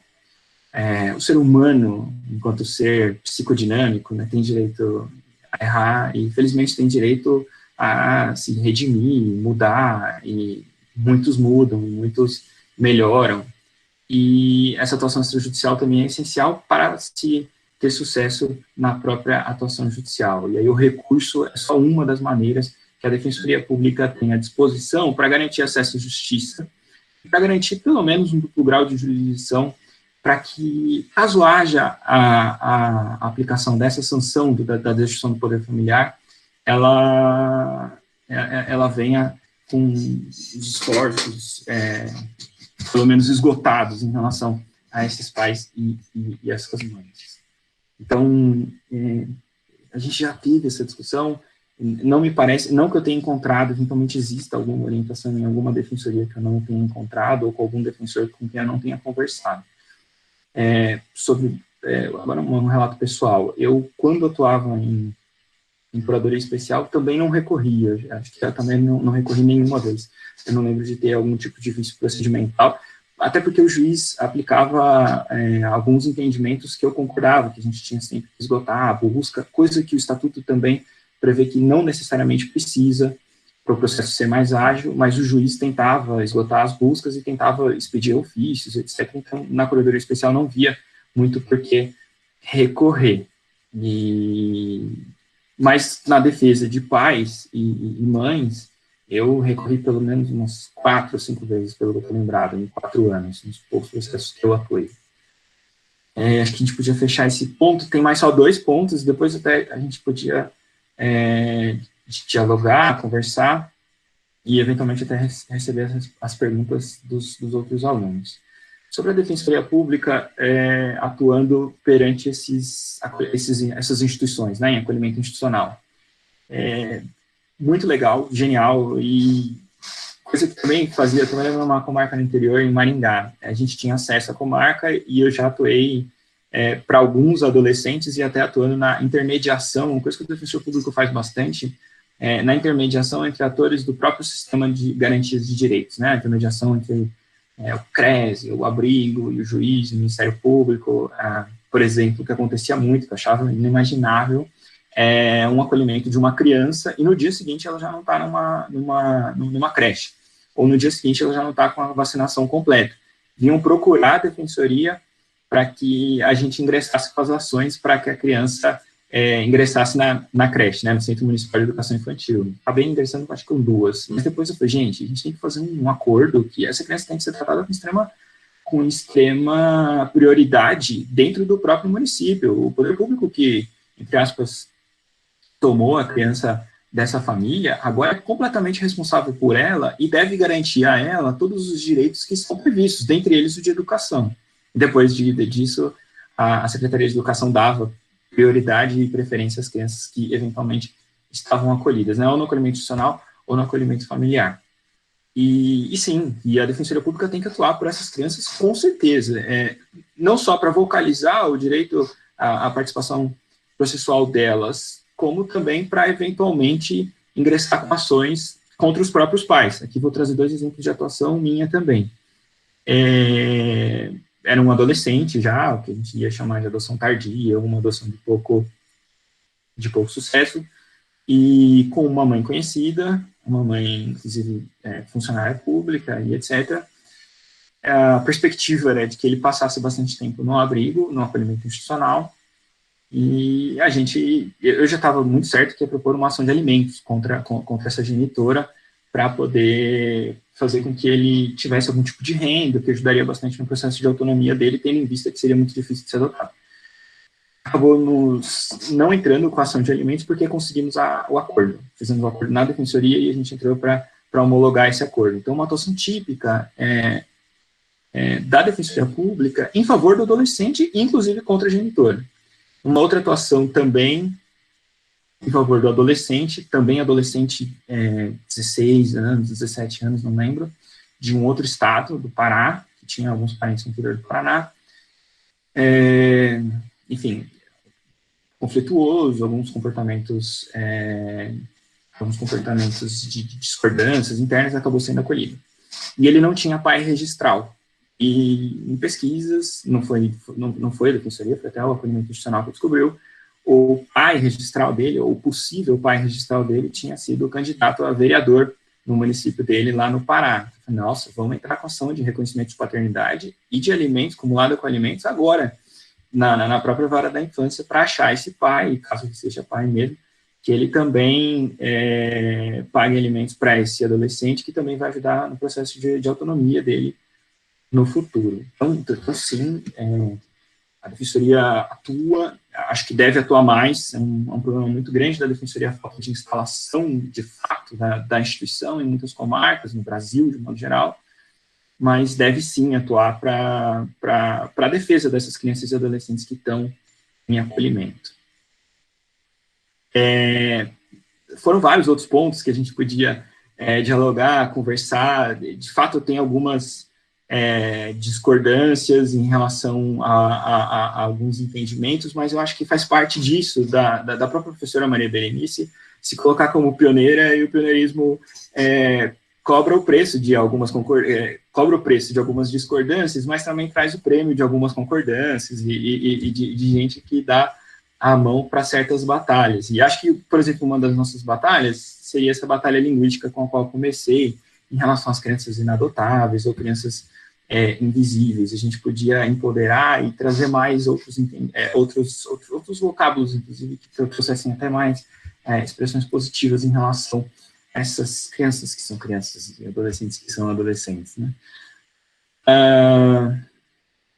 Queria só acabar, já que eu já falei sobre recursos, sobre atuação de ações de gestão do poder familiar, falando sobre... houve uma outra fala também que a gente podia, isso definitivamente demandaria uma semana de seminários sobre a atuação da defensoria recursal também, que geraria excesso em processos no tribunal, que também não sei se me parece o caso. A gente tem um sistema judicial de fato colapsado, a gente tem discutido enquanto país essa questão de colapso de sistema, né? O colapso do sistema é uma questão de logística, até, de engenharia, e a gente trouxe para o sistema de saúde, e a gente não pode ter muita contaminação, porque o sistema vai colapsar. O sistema judicial brasileiro é um sistema colapsado em muitos estados. Estados que demoram 10 anos para julgar uma apelação são sistemas colapsados. A gente só não tem a consciência disso e também não atua com essas ferramentas. Mas são várias as causas, e o recurso talvez seja uma causa, e se for uma causa, é só uma delas, né? Definitivamente não é a única ou principal causa. Como a última provocação já foi mais espontânea, eu queria também devolver nesse sentido sobre o apadrinhamento efetivo e a família acolhedora, que a professora Maria Berenice, de maneira bem clara, falou que não gostava, né? Odiava a família acolhedora. E, de fato, é uma questão muito complexa. as famílias acolhedoras, os apadrinhamentos afetivos acabam gerando afeto. E o afeto é direito da infância, é direito das famílias, e é a base de muita coisa, que é o que vai acabar sendo discutido até em ações de adoção. Mais recentemente, a professora Maria Berenice também trouxe a questão da residência direta de cuidadores, de crianças nas casas de cuidadores, dessas entidades de acolhimento. E no Brasil, aqui no Paraná, em Curitiba, inclusive, já se inicia essa discussão de se é possível ou não a adoção de algumas dessas crianças que foram às casas desses cuidadores. Questão extremamente complexa. E aí, de novo, a gente está na beira da legislação e na beira do conhecimento, né? Outros países têm outras práticas que a gente podia estudar, trazer, ver os resultados lá, ver quais são os benefícios, eventualmente os malefícios. Discussões de adoção aberta, que é uma coisa pouco estudada no Brasil. A família adotiva, me desculpe, professora Maria Berenice, vou usar a família adotiva, eu sei que a senhora também não gosta dessa expressão, por uma falta de outra e por ser a expressão da legislação. A família adotiva adotar a criança ou adolescente, aí no caso seria mais adolescente, e de alguma medida a família natural, a família biológica, poder ter algum contato com o adolescente ou com essa criança, né? Até por essa questão de, a depender da idade, é inevitável que o vínculo com a família biológica tenha sido formado, né? E se é possível uma adoção aberta ou não no Brasil. Não me parece que seja, parece que a legislação proíbe de maneira bem expressa. Mas mudanças nesse sentido também, se seriam benéficas ou maléficas, se trariam mais benefícios ou malefícios, se pessoas cadastradas em programas de apadrinhamento efetivo poderiam ou não adotar, se elas poderiam também, o apadrinhamento efetivo é um programa diferente do acolhimento familiar, se o acolhimento familiar poderia ou não adotar, são discussões que estão na beirada e no pioneirismo do direito da infância, e acho que a gente podia muito, enfim, tratar mais sobre esses assuntos. Acho que é isso, eu coloquei algumas, bem brevemente, algumas das provocações que foram feitas, talvez algum desagravo em relação à defensoria na atuação recursal. É interessante e bom receber as críticas de juízes, promotores, advogados, sociedade civil. A defensoria é hoje a única instituição do sistema de justiça que tem uma ouvidoria externa e cujo integrante é da sociedade civil. A gente é aberto à crítica, a gente deve discutir, a gente deve pensar e aperfeiçoar. Só acho que, como defensor do ECA, como defensor público e como um defensor do ECA e da Defensoria Pública, me cabia colocar alguns contrapontos, tanto ao procedimento, quanto à defensoria, quanto à atuação na ação, quanto à atuação recursal e quanto à atuação na defesa dos interesses dessas crianças, quando a gente atua por elas, e dessas famílias, quando a gente atua por elas também. Muito obrigado, Antônio, pelo espaço, muito obrigado, professora, pela oportunidade de te ouvir e de dialogar com a senhora. Eu vou fazer assim, breves colocações, porque eu gostei muito do que o Bruno colocou, sabe? Uma cabeça pensante, adoro gente pensante, né? Bom, em primeiro lugar, eu não sou contra o ECA, nunca fui, acho que, sabe, ele foi um divisor de águas, né? Nesse país, né, com relação às questões ligadas à criança, mudou o foco com relação às crianças. O que eu referi é essa sacralização um pouco exacerbada do vínculo biológico, né, quando, sabe, nós estamos vivendo um outro momento de uma outra realidade. E ainda falando em termos de palavra, eu não gosto, da família substituta, essa que eu detesto. Família adotiva é o nome, você não tem nada contra, né? Eu também não, uso a palavra inadotáveis, as raras vezes que eu falo, sempre falo entre parentes, né? Mas eu detesto falar e fazer assim, né? Então, acho que não existe crianças inadotáveis e tal. E assim, o que eu vou um pouco só discordar contigo, Bruno, porque eu acho que o ECA não traz procedimento. fato de estabelecer prazos, isso não quer dizer procedimento. Né? O procedimento é assim, ó, tem que ser assim, sabe? Porque assim, tem que dar uma outra estrutura da ação diferente do processo de conhecimento. Você diz, ó, tem que terminar em 48, tem que terminar em 120 dias, isso aí não é uma norma procedimental. Sabe? Depois, assim, norma absolutamente inócua, porque, em primeiro lugar, se não é respeitado, isso não gera consequência nenhuma. Nunca vi juiz, não tem prazo. E eu falo disso, fui juiz há 35 anos, eu sei disso, né? Então, se os juízes cumprissem os prazos, não teríamos processos atrasados, isso eu não tenho dúvida também nenhuma, né? E a destituição do poder familiar, Bruno, ela não é irreversível, né? É reversível. Se tu lesse o meu manual, tu vai ver que isso há esta possibilidade. E depois, assim, ó, eu não acho que seja uma penação para os pais, eu acho que é uma constatação de uma incapacidade de ter os seus filhos. E, assim, se a gente ficar vendo, é uma coisa horrível para os pais, nós estamos de novo olhando para o foco dos pais e deixando de olhar para a criança, sabe? Que se aquela situação não atende ao seu melhor interesse, vamos encontrar outra forma. E depois, assim, ó, o que eu acho que nós temos que agilizar muito, azeitar muito esse procedimento, porque, assim, ó, nós temos uma nova realidade, que é os métodos de reprodução assistida. Eu não sou contra os métodos, eu só acho assim, cada vez que uma criança é, entre aspas, feita, né, sobra uma no abrigo. Tá? E essa é uma verdade, todos nós vimos agora essas reportagens que saíram, as crianças que estão confinadas, não sei qual é o país lá, que é um criadouro de crianças, que eu também não sou contra. Né? Acho uma hipocrisia no Brasil isso não poder ser remunerado, eu sou a favor de barriga de aluguel, para mim é uma atividade, sabe? Também essa ideia muito sacralizada de famílias, não pode cobrar os médicos para fazer inseminação, cobram.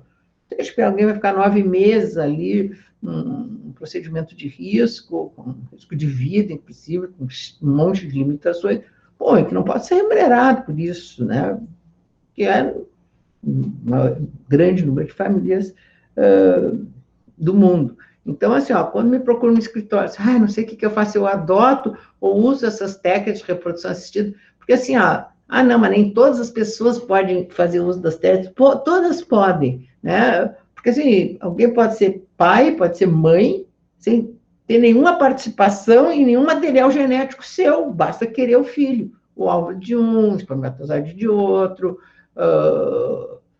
a gestação de outro, enfim, todo mundo tem acesso a isso. Então, também nós temos que ver isso, né? Me atrapalha um pouco, né?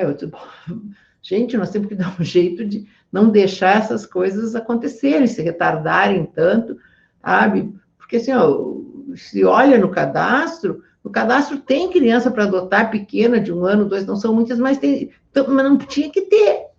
Não tinha que ter. Um dia que elas estão... Aliás, até achava que criança pequena nem devia ser institucionalizada, não devia ser imediatamente já colocada em uma família adotiva diante de um levantamento meio que imediato e tal, com relação a isso. E uma coisa que eu sou absolutamente favorável é que na adoção, até tu usasse o termo de adoção aberta, mas eu acho assim, a possibilidade de multiparentalidade, que é uma realidade que já existe no Brasil, foi reconhecido também, né, trazido pelo IBDFAM, de que na certidão de nascimento dessa criança consta os pais biológicos e também os adotivos, né? E aonde acha essa interação. Sou absolutamente favorável a isso, acho que é algo que nós temos que construir culturalmente, né? Porque há um certo temor, às vezes, dos adotivos, de que o filho vai querer, né, voltar para a família biológica. Eu também acho que não se justifica muito isso, acho que a possibilidade de conhecer, ela existe, acho que as pessoas também, sabem, têm o direito de conhecer a sua ancestralidade, enfim, mas algumas coisas elas estão sendo desmistificadas, que eu acho bom, né? Antes, todo mundo escolhia um filho, a sua imagem e semelhança, para não mostrar para a sociedade que eram casais que haviam falhado, né? Em ter filhos, sabe? Então, A minha irmã diz assim, a minha avó disse que eu nasci seca, porque ela não pôde ter filho. Olha que coisa horrível. Então, isso, de fato, hoje em dia, não. Então, adoções interraciais, elas acontecem, sabe, com muito mais frequência, né, porque um contingente maior que nós temos é de crianças não brancas, pretas ou pardas, né, a grande contingência de crianças, e um dado muito severo, 23% dessas crianças que estão institucionalizadas, elas têm algum tipo de defeito, de doença, de deficiência, e essas crianças, se não forem vistas, não serão adotadas. Então, acho que daí a perversidade desse sistema, e daí eu gosto do nome invisibilidade, por isso, porque lá dentro elas são invisibilizadas. Ninguém consegue fazer um trabalho voluntário, não deixam fazer trabalho voluntário, que seria uma coisa ótima, vai lá para desenhar com as crianças, acontece, ninguém pode entrar, tem que assinar um termo de que não vai querer adotar nenhuma criança. Uma advogada conhecida minha, casada há 1000 anos, que não tem filhos e tal, foi fazer, não sei o que, lá dentro de um abrigo, se encantou por uma menina de 14 anos de idade, ela puxava de uma perna e não sei o que, não sei o que, se apaixonou, a menina se apaixonou por ela, eu estou assim, por que tu não adotou a criança? Assim, não, mas quando eu assinei, eu tive que assinar um livro que eu não ia querer adotar, eu disse assim, essa menina nunca mais vai ser adotada. E a menina tinha dito assim, perguntou há quanto tempo estava assim, eu tive sempre aqui, sabe? Então, assim, existe isso. Os candidatos à adoção são maltratados nas varas quando vão lá se apresentar porque querem se candidatar, se cadastrar para adoção. Tá? Parece que assim, as crianças são de propriedade do Estado, e ninguém tem acesso a elas. Sabe? Essas crianças são nossas, sabe? A responsabilidade de todas. Eu sempre chamo assim, eu tenho os filhos do Brasil, né? E a gente são filhos do Brasil, são muito mais de nós, né? Nós que trabalhamos nesse métier. Acho que essa de fazer alguma coisa tem que ser nossa. A minha, olha, isso me gera uma inquietação bárbara, né? Olha, está lá e tal, e não é possível que no Brasil tenha 5 mil disponíveis para adoção e não consegue fechar. Depois, assim, pode ser de qualquer estado, mas quem é que consegue, sabe? Então, assim, eu moro no Rio Grande do Sul, quero adotar, estou há 5 anos na fila, não tem uma criança com perfil desejado, né? No Piauí, sabe? Ou eu vou ter que ir lá, que é uma viagem de 2 dias, quase, para chegar no Piauí, e ficar lá um mês para fazer o estágio de convívio. Ou seja, as pessoas acabam não ficando, porque é complicado ficar. Sabe? Por que não dá para ir lá, fica 10 dias, sabe? A criança vem e a instituição aqui do Rio Grande do Sul faça esse acompanhamento, né? Então, assim, a coisa é engessada. Então, muita gente, esses dias, também era uma criança que também ela era doente, mas ela precisava de um cuidado extremo, então aí eles rompem os paradigmas e tal, e tinha uma pessoa que estava querendo há muito tempo, aí eu disse, olha, tem essa criança, isso, aquilo e tal, sabe? É curável a doença, mas tem que ter, mas era também num outro lugar, não tenho como ir, sabe? Eu trabalho, isso aqui, marido trabalha, para ficar um mês lá, e depois assim, além do que assim, não viu,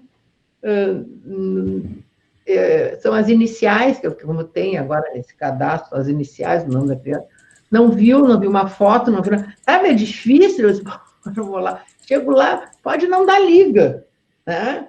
Então, assim, você entende que essas ferramentas, elas estão mal, nós temos sabe, disponível todas essas ferramentas tecnológicas, e nós não conseguimos fazer uma mobilidade maior.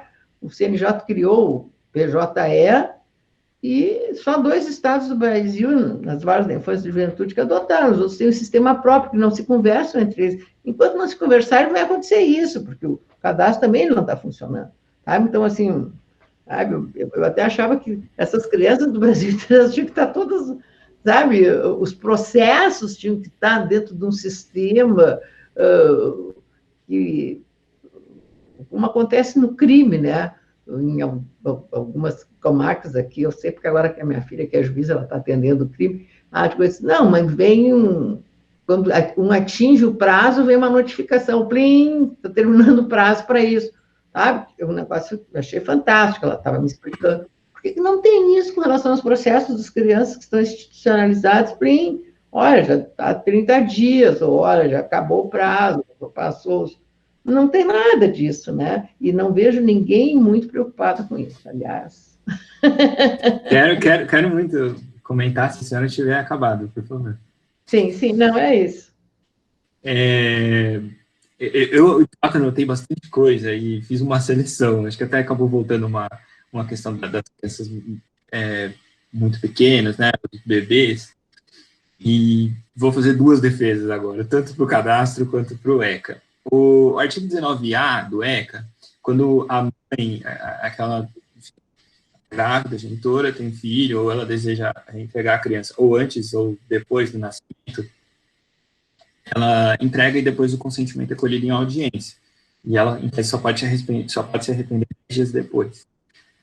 Essa criança, especificamente essa criança, não necessariamente aquela criança que é destituída do poder familiar na ação, essa criança já pode ir para alguém que o Estatuto considera como idôneo, ou ele vai dizer lá no parágrafo 619A, ela já pode ser colocada sob a guarda provisória de quem esteja habilitado a adotá-la. Ou seja, alguém que está habilitado a adotá-la no cadastro é escolhido para receber essa criança, não é uma criança que vai ser institucionalizada.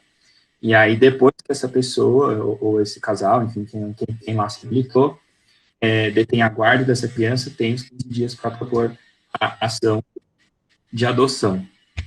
Então, as crianças super pequenas, as crianças fruto de entregas, também já participei de algumas audiências assim, elas, em tese, já são encaminhadas para os casais que são aptos para adotá-la.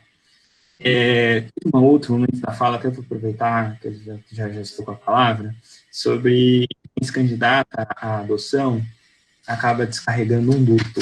Também já atuei em defesa, prestando assistência. A Defensoria Federal prestar assistência jurídica integral e gratuita presta numa consulta, como presta no próprio processo, né, atuando administrativamente ou judicialmente.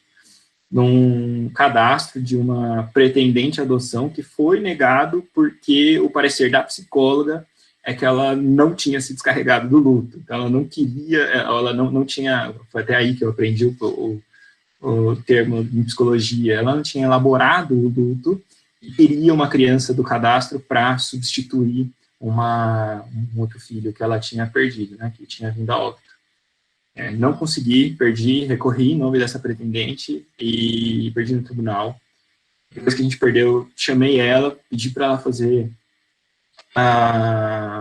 sessões com psicologia, com psicóloga, encaminhei para a UBS, ela fez lá a terapia, e passou acho que 6, 8 meses, a gente habilitou de novo, e aí conseguimos habilitar ela como pretendente à adoção, depois que ela tinha elaborado o luto, acabou até resolvendo outros problemas psicológicos dela, e gostou bastante de fazer essas sessões de terapia, e continuou.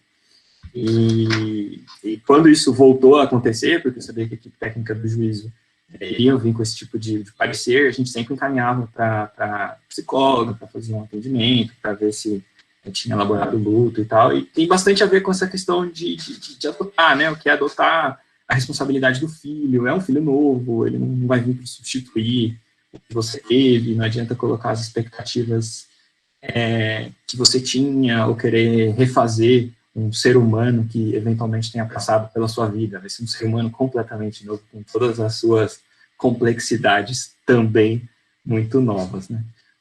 E sobre o cadastro, fazer uma outra defesa também é o cadastro. O cadastro, de fato, mudou, ele não é mais o CNA, agora é o SNA, e eu até abri o manual dele aqui, que foi expedido pelo CNJ. No cadastro das crianças acolhidas, eles têm 5 cores.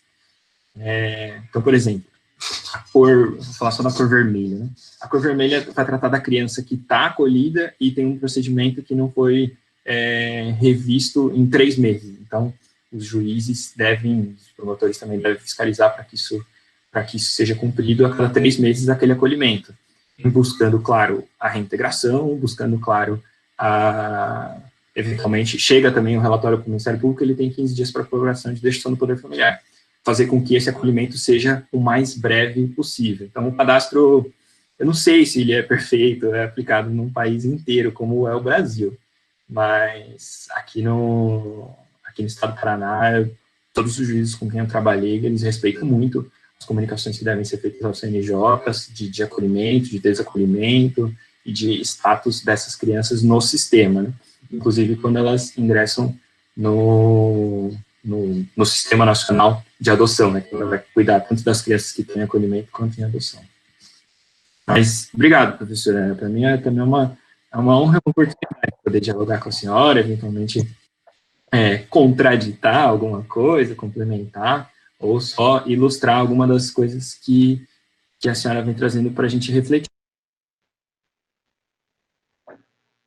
Doutor Bruno, eu agradeço pela sua participação. Eu gostaria só de tomar mais uns segundinhos dos palestrantes, da professora Maria Berenice e do doutor Bruno, e dizer que são vários, né, transmitir a vocês os vários e vários cumprimentos que temos aqui no chat, os alunos agradecendo pelas disposições, pelo tempo, né, pedindo que, se possível, a gente volte a conversar sobre outros temas em específico, mas, em especial, professora Maria Berenice, eu gostaria de destacar, até para não avançar muito na hora, uma única pergunta aqui do chat, porque foi tema recorrente, né, aqui nas teses de conclusão de curso, não só da universidade, como da pós-graduação também, a questão... Eu vou tomar a liberdade de ler aqui a pergunta do Dr. Renato Martins. Ele diz que... Só recuperar aqui que o chat fica se mexendo. Bom, ele diz assim, que existe um viés ainda dentro dessas questões que não foi abordado, e ele pede, se possível, para que façam um breve comentário, né, que seria a questão da devolução de crianças e adolescentes pelos adotantes, uma realidade que cada vez mais cresce no Brasil, né, ele traz o dado que entre 2014 e 2015 em São Paulo foram quase 200 casos, né, e cada vez mais essas notícias são vinculadas no meio de comunicação. Alerta sobre o prejuízo psicológico e pede para que, se possível, façam algum comentário sobre esse tema que é bem atual, pertinente também à palestra. Eu confesso assim, acho que as devoluções estão tendo mais repercussão, né? E só recentemente que a Justiça começou a responsabilizar quem devolve determinado pagamento de indenização, enfim, para essas crianças.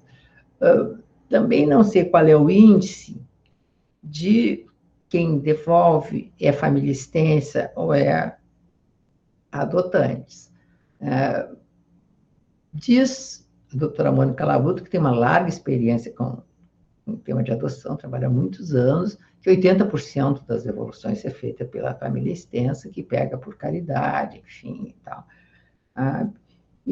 Mas que também é ruim, né? O que eu acho que falta é um acompanhamento, e aí, de novo, uma carência, né, de políticas públicas nesse país, um acompanhamento das pessoas que adotam, né? Porque não é fácil, quem tem filho sabe disso, não é fácil criar filho, né? De vez em quando a vontade de devolver dentro da barriga. Assim.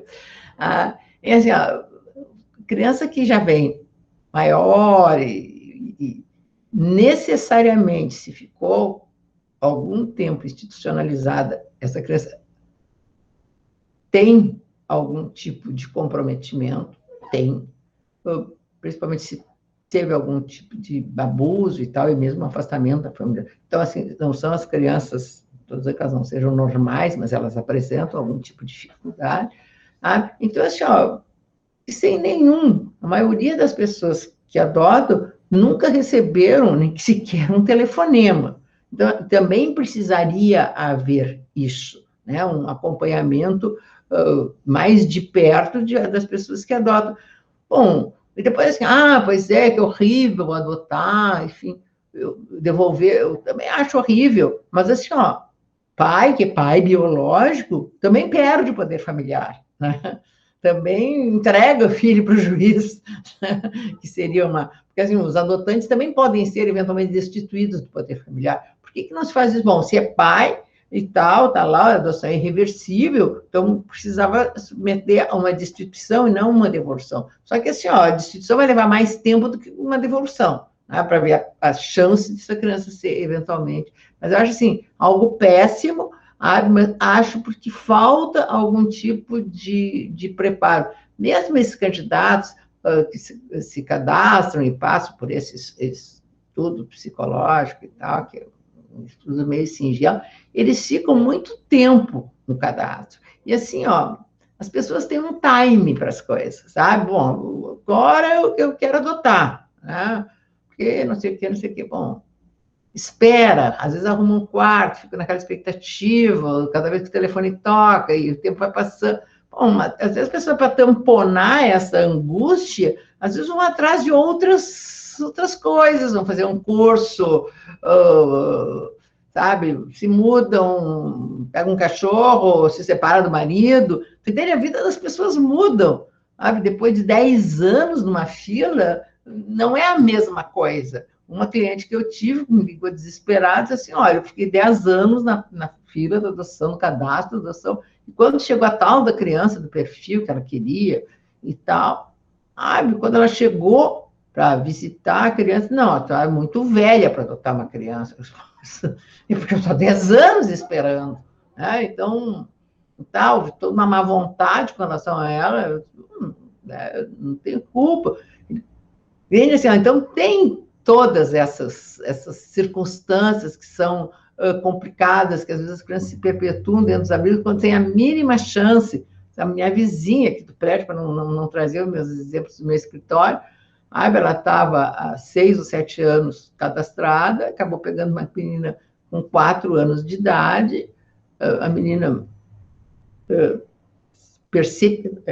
se percebe muito facilmente que ela tem algum tipo de angústia, sabe? Ela, não sei se por causa disso, não sei, mas a menina nasceu dentro do abrigo, porque a mãe dela estava brigada, a mãe dela completou a maioridade, foi embora, não quis levar, então nem a mãe, ninguém queria que ela precisou ficar 4 anos, essa menina, dentro de uma instituição, até ela ser entregue para adoção, sabe quando? Bom, a mãe e tal foi embora, o pai, ninguém sabia quem é. Você entende? Assim, essa menina já não tinha família biológica, ela já estava lá, não conseguiu, sabe? Então, assim, ó, o que leva a isso? Por que esses entraves? Que alguma coisa está mal, sabe? Então, eu acho que isso que nós temos que nos ater, assim, que tem defensores que nem o Bruno, e a maioria de vocês deve ser assim, tudo bem, mas tem que não seja. Tem juiz que é dedicado, esforçado, tem uns que não dão a mínima bola, porque essas crianças,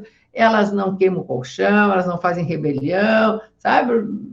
Por isso que eu até gosto da palavra invisíveis, ninguém olha para elas e ninguém olha por elas, né? Daí essa expressão que é forte, mas ela tem um apelo para ser, essas crianças são invisíveis, ninguém está vendo essas 5.000 disponíveis. 50.000, eu estava no cadastro anterior, na atual diminuiu, mas diz que extraoficialmente tem mais de 100.000 nesse país, lá, sem nada.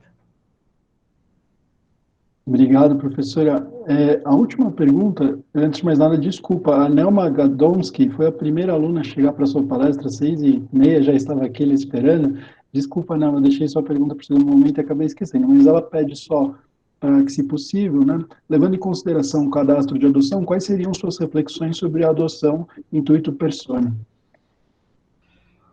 Eu sou absolutamente favorável. Eu acho que a mãe tem que ter o direito de escolher a quem entregar o filho. Ou a patroa, ou alguém que é da mesma religião, ou alguém que ela conhece que é maravilhoso, enfim. O ECA, com a última reforma, não proibiu, né? Ao contrário, enxergo claramente que há esta possibilidade nessa última reforma que veio, mas há uma grande resistência e aquele velho temor, não, mas vai haver comercialização de criança, então o poder econômico vai fazer as pessoas comprarem filho. Bom, primeiro lugar, nada do que não esteja acontecendo. Está acontecendo sem a chancela do Estado. Eu acho assim, há que ser permitido a mãe eventualmente eleger, só que assim, ó, isso precisa passar pelo Poder Judiciário, sabe? Então tá, eu quero que seja essa, muito bem. Então vamos, é a fulana, muito bem. Então vamos lá fazer estudo psicossocial, tá bem, é esta. Porque assim, ó, o que nós temos na reunião que nós fizemos com os magistrados que faz agora, sabe? A juíza de Roraima disse 95% das crianças aqui a adoção é direta, sabe? Que nós temos que não fazer nada, porque ou faz direto ou as crianças vão morrer de fome, sabe? Na Amazônia também é assim. Nós todos sabemos disso, que as pessoas entregam e tal. Mas entrega para quem tem dinheiro. Quem tem dinheiro compra. Eu até não vejo nenhum, sabe? Eu não tenho essa coisa judaico-cristã que o dinheiro é algo horrível, por isso não pode ser barriga de aluguel, precisa ser pago, enfim, sabe? Assim, não vejo, em primeiro lugar, porque se é alguém que está grávido, precisa de alimentação especial, precisa de roupa especial, precisa fazer exames, que isso venha de quem, sabe, de local, hospital, para fazer o parto, que não seja SUS da vida, enfim. Tudo bem, se essa pessoa tem mais meia dúzia de filhos caindo dos pedaços, agora que o Rio Grande do Sul está abaixo d'água e tal, também não vejo nenhum problema dessa pessoa eventualmente ajudar essa família em algum momento. Bem ou mal, estão lá irmãos do que adota, numa situação completamente diferenciadas, sabe? Às vezes uma miséria absoluta. Então, sabe, não consigo enxergar, não, e vem assim, é sempre aquela desculpa, não, vão haver compra de crianças. Existe entrega direta.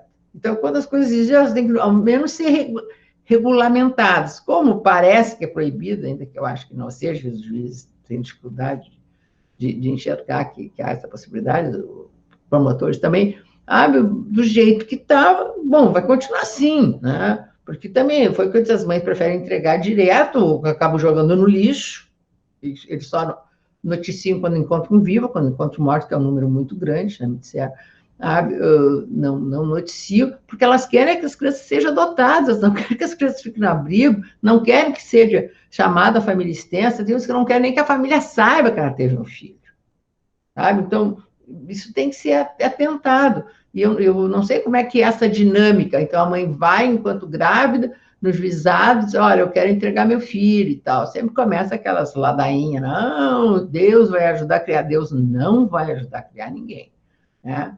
Principalmente o pessoal do Conselho Tutelar e tal, tem muito essa ladainha. E, sabe, uma tentativa e acabam demonizando a pessoa, que coisa horrível, está entregando filho e tal. Mas ela, assim, então, ela tem que registrar o filho, ela sai do hospital com o filho, e aí depois vai no juizado para entregar o filho. Ela já deixa o filho lá dentro do... Sabe, eu confesso que eu não sei como é que isso funciona. O fato é que isso aqui praticamente não funciona muito.